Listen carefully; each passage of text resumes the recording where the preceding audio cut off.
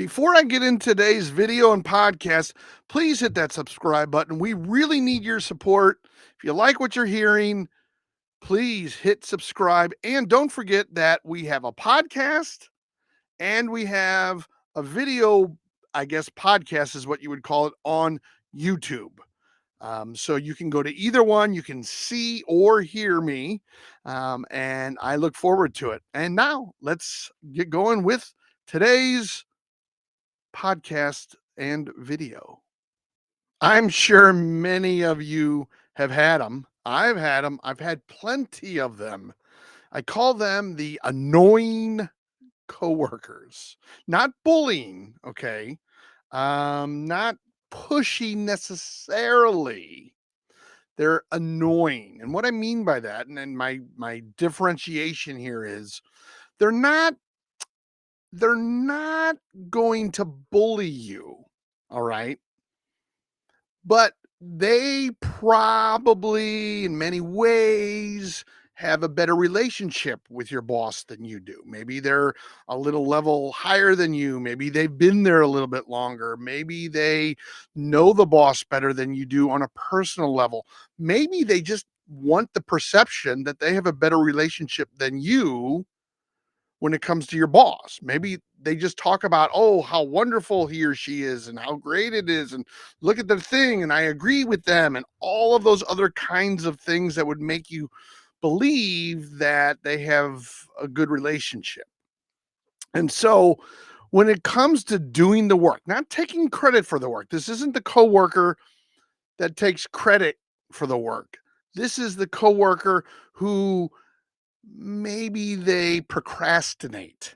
And I've had annoying coworkers, ones that I don't necessarily care very much about, come in and give me all kinds of nice gooey mushy compliments. Oh, you Tom, you do so well with this and that. Can you help me with that?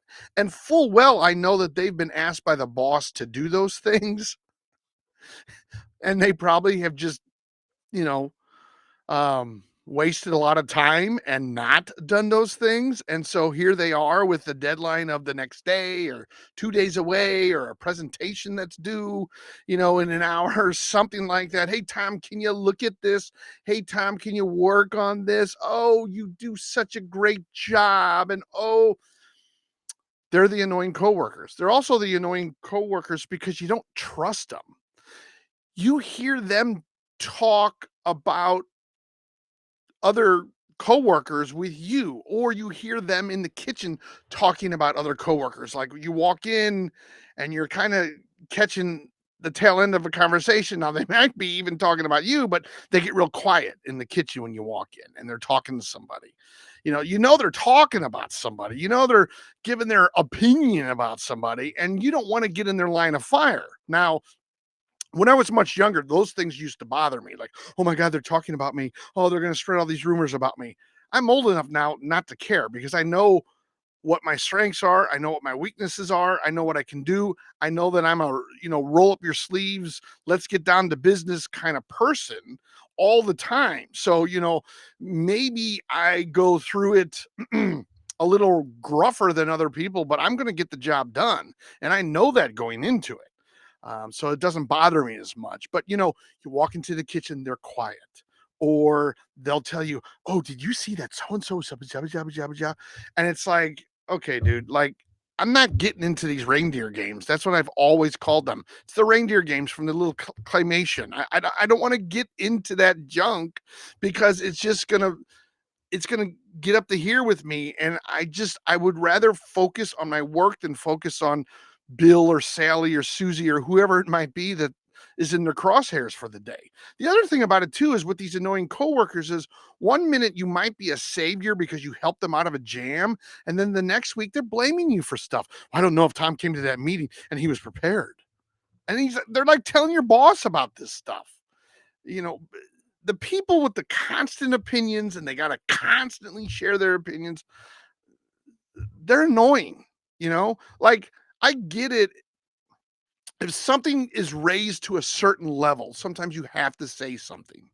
But if it's day in and day out, your normal kind of work where they have this opinion, or, oh my God, I asked them to do this, but they didn't put it in that format. Well, maybe they do it in another format and they sent it to you in the format that they use. Maybe you need to bend to them a little bit. But the annoying coworker, again, is the one that either they want you to believe they have a good relationship with the boss, or they do have a good relationship with the boss, or you've witnessed a better relationship with the boss than your relationship with the boss. And they can use that in a little ways. It's bullying sometimes, but they use that advantage, they use that nicety, if you will, to their advantage. And the other thing about the annoying coworker, rather than just coming in and saying, "Hey Tom, have you done this? Hey Tom, can you do this? Hey Tom, I'm in the jam. Hey Tom, like I asked you to do this, but I don't know if you read through the entire email because it's missing these three parts." It's always, "Oh, I need to see you. Oh, can we meet at 2 o'clock? Oh, tomorrow at 9, are you available? I need to talk with you." It's always these one-on-ones because the last thing they want to do is get themselves in trouble in front of a group of people, or say something that embarrasses them when they're talking to you about something they wanted you to do differently or better, or whatever the case might be. And my belief has always been, just tell me. Like, okay, I might not take it well, but tell me and I'll get through it and we'll move on. But this, "Oh, do you have time at 2 o'clock today?" It's like, man, I am so busy. Now I got to worry about what you want to talk to me at 2 o'clock. And then I'm thinking, like, can you tell me, like, what is this about? And it's always, most of the time, it's very vague. "Well, I just wanted to talk about last week's projections, last week's projects." And you get them in the meeting and they start with one thing and they do the old bait and switch, and they're talking about how you sent them this format that they didn't ask for, or that, when you did this, it wasn't quite the way that it was done in the past. Let's say you moved into a new role or something like that, or you're filling in for a role. These are the people that don't bend, they don't collaborate, they don't like change. Yes, we all don't like change, but they they are scared by change. It's like the sky is falling when something changes, and that's what you don't want. You want collaboration, you want an environment that's conversational, you want an environment where you can ask questions and you can get answers without the person, having a private meeting with you, or, getting like a little jab at, "Well, I've answered this yesterday, but I'll say it again." I can't stand that. Look, I don't know where the email is, or I've gotten 7,000 emails in the last 24 hours. What is that thing that you had me do? Or what is that person I have to contact? Well, I put it in the email yesterday. Okay, great. I'm not saying you didn't send it to me. I'm saying it's my fault. Who is the person I need to contact? What is the email I need to send to this person? You don't have to shame me for, "Oh, I didn't look it up." Okay, like, there's probably a reason I didn't look it up. I don't think that you're my assistant, but I have 7,000 emails and I can't remember the person's name. And you've sent me 700 emails. And if I just search your name, I'm going to get the 700 emails to look through. I just need to know the name of Sally Billingsley, or whatever her name is, or the phone number, or what were those three things you wanted me to put into the the email I send her. And it'll be, "Oh, I told you in the meeting that." Oh my God. Okay. Like, come on, dude. I don't have just one boss usually. I'm serving multiple masters on a daily basis. I'm working on multiple projects on a daily basis. And I'm trying to do my own thing, get in good, and make sure that the people I'm working for are, liking what I do. So telling me, "Oh God, that always drives me crazy." "Well, I put it in the email." "Well, I told you in the meeting yesterday." "Well, I left you a voicemail." Okay, I know. I hit delete on the voicemail. Can you just tell me that again?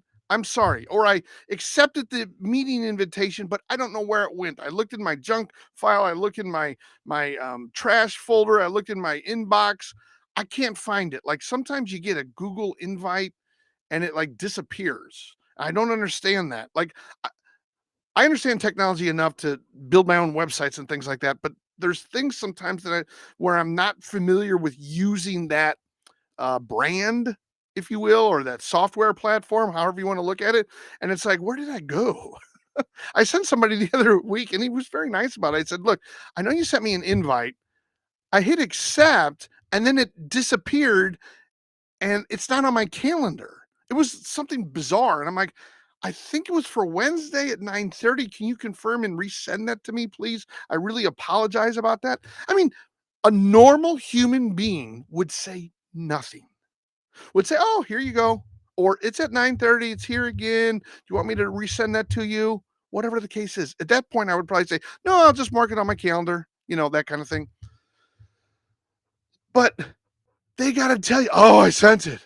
You didn't get it? What's going on? You didn't see it? What's going on? Oh my god. It's call Sherlock Holmes. It's a big investigation. What happened to Tom's email? Why can't Tom find that email?" I know when I do like this, when I go like this, it's weird because my hands going in and out. It's this stupid software that I use that is not as good as Zoom. Everybody should copy green screen from Zoom because they have the best. But anyway, needless to say, it is just so bizarre how people have to assert that I've already sent it to you. Okay, great. What do you want, a party? Can you please resend it to me? Because I'm an idiot and I don't know where it is. Okay. You want to make me admit it? Is that what you want? Will you feel better if I admit that I'm a dumbass? Anyway, so the annoying coworkers, you know, the one wants to do something when it's serious or they really need your help. They want it one on one, or they know that they've screwed up and they've procrastinated, and they want to give you all these compliments to get you involved or feel better about the fact that they're asking you to do something at 4:30 and it's due at 7 p.m. or it's due first thing in the morning.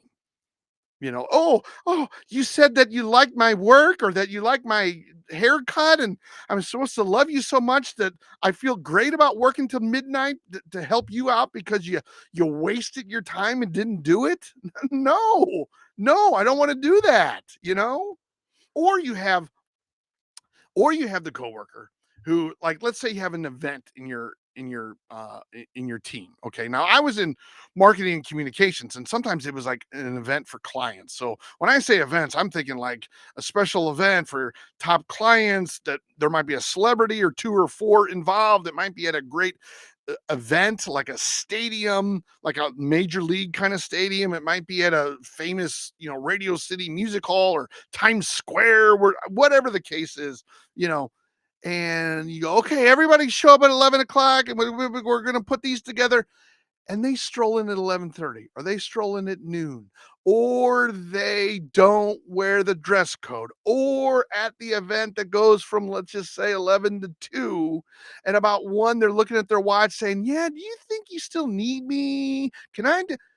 It's like, look, we are locked in until, like, what did I say, 11 to 2 or whatever. I can't remember if I said 11 to 2 or 11 to 3, but we're locked in. Like, just cut your day up and make sure that you get there at 11, like we asked, and you're working, in this case, till 3. That's it. It's 4 hours. You might have to stay in for 4 hours. You might have to answer questions. You might be in a booth. You might be walking around. You might be sitting down. You might be taking tickets. You might be selling tickets.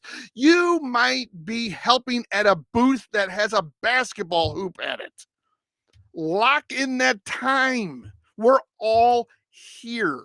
Okay. We are all here, but you're the one looking at your watch. You're the one reminding everyone that, oh, there's not as many people here as we thought. Do we all need to be here? Yes, you need to be here until we all agree that we can leave. That's how long you need to be here. That's annoying.